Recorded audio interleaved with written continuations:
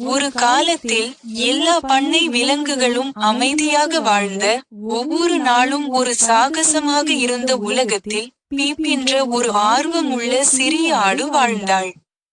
பீப்பின் கண்கள் பிரகாசமாக இருந்தன.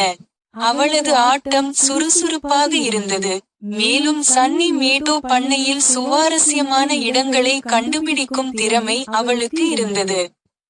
ஒரு கதிர்வெள்ளி காலையில் கோழிகள் விதைகள் தேடி கொத்திக் கொண்டிருந்தும், வாத்துகள் தெளிந்த குளத்தில் நீந்தி கொண்டிருந்தும், பீப் பழக்கமான பசுமை மேடங்களை கடந்து பார்க்க வேண்டும் என முடிவு செய்தாள். அவள் கீழ் இருந்த மரக்கம்பியை தாண்டி குதித்தாள்.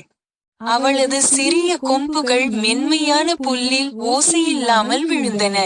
அவளது சாகசம் விவசாயி ஜைல்ஸ் இன் வண்ணமயமான காய்கறி தோட்டத்திலிருந்து தொடங்கியது.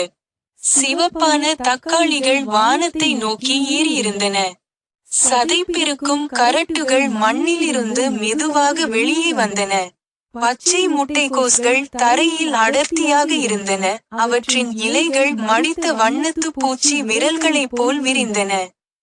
பீப் அவளது தலையை சாய்த்து ஆர்வமாக பார்த்தாள். காற்றில் காய்கறிகளின் வாசனை பரவியது. ஒவ்வொரு அடியிலும் ஒரு புதுமையை கண்டுபிடிக்கும் உணர்வு ஏற்படுவதை பீப் உணர்ந்தாள். சூரியன் மாலை நேர கலரில் மாறத் தொடங்கியபோது, ஆரஞ்சு மற்றும் இளஞ்சிவப்பு வண்ணங்களில் வானம் களைய மாறியதும், பீப் பண்ணையின் எல்லையில் இருந்த பழைய ஆலமரத்திற்கு அருகில் சென்றாள்.